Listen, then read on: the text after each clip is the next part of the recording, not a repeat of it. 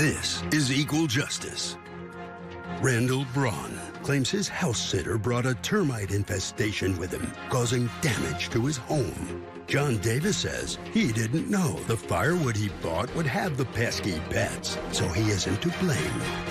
Okay, we've got Randall Braun here as my plaintiff, John Davis, the defendant. Mr. Braun, why are we here today? I'm here to sue for bringing termites into my house while he was house sitting. Tell me more, sir. This is your apartment. Are you renting or do you own this property? It's a house. It's a house. Okay. I'm owning it. It's fully paid off. But I go on frequent vacations, 2 weeks at a time at least, and I don't like it to be completely unattended. I want to be on the safe side. I live on the outside of town, in Marietta, Georgia.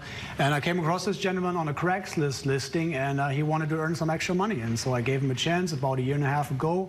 Everything went smooth since then. I hired him 4 times in total, and so I did the same thing this time. Okay, and this time, tell me about how the termites got infested into your home. Well, the thing is, I always tell him that he can use my house to his desires as long as he stays. This time I went back to Germany to visit my family for an entire month, and I figured he was my #1 choice because I didn't really complain much about him in the past. Yeah. And apparently he used the firewood that he bought somewhere, I don't know where. And so he stored the firewood inside my garage and had termites on it. Okay, I'm going to go ahead and take it. You've got some evidence to prove what this damage looks like? Yeah, I can hand it. Yeah, there's an extermination report in here as well as the bill. Yeah. Thank you, Mr. Bailiff. So let's see what we're really looking at, right, when we talk about what damage you're claiming. So you can see the fridge, Your Honor, on the left side. It's been moved slightly to the left as I was, cleaning up. Before I saw this hasn't been there like a month before I actually went on my trip. So I can tell you this was not there before I left, first of all. Second of all, when the extermination specialists came in, they told me that this is like a typical damage of about 6 to 8 weeks. So of termites? Of termites, exactly, which they said it's typical for as they spread out from the point of origin, which they also were able to point down to exactly the spot where he placed the firewood. I see that this is the inspection report from the exterminator. That's a cute business name for them. They say moderate termite infestation, wall damage, which we just showed. The amount is consistent with about 2 months of infestation. Okay, and then this is that estimate from the termite people. This man is saying that you literally brought termites into his home. What say you?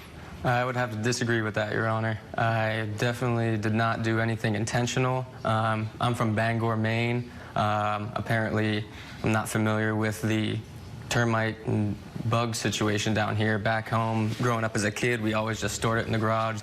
I invited some friends over to have a little bonfire. He said, feel free to use... You can use it, yeah. Feel free to use as amenities and whatnot. So I went to the store, bought some firewood. I didn't even forage it from the forest, so I don't see how there was bugs in there. So you bought it, that's important. Okay, so you got this from a grocery store, a reputable commercial enterprise. So that you did not go out yourself in the woods with an axe going to town. That did not happen. No. Okay, so you bought this commercially. Yes, Your Honor. Let's get back to you, Mr. Braun. Talk about what condition your home was in when you first returned from your trip to Germany. Well, everything is spotless, I would say, as expected and as it always has been. He's been a previous good Yeah, he's done it 4 times before. He's done a good job. Is it fair to say, Mr. Davis, because I'm trying to get this to the central issue, you feel that you exercised every method of care and reason that you knew to do in order to respect this man's property as your own? Of course, Your Honor. What do you say to that, Mr. Braun? Well, I don't doubt what he's saying, and I truly believe that it was an accident, right? But in my understanding, it's like I didn't do it, so I also shouldn't pay for it, right? This is equal justice. The court is ready to rule here. This is a tough one because this case turns on one question and one question only. Did this young man exercise reasonable care? And when I say reasonable, this is what I mean, gentlemen. Did you know, or should you have known, the care needed for the wood that you were storing in this man's home? I believe you made a mistake, young man. I believe that you had no intention to cause ill will to this man nor his property. So while you asked this court, Mr. Plaintiff, for $1,920, I'm actually going to split this responsibility evenly. You will both split the cost. That is the order of this court. All rise. Judge Eboni has ruled in favor of the plaintiff. The defendant is ordered to pay $960. I'm really sorry we had to settle this in court. I wish we could have done it outside, but I think it's actually a fair solution. And if you want to still continue working for me, we can sure do so. I guess so. This has kind of created quite a problem, but maybe we can work something out.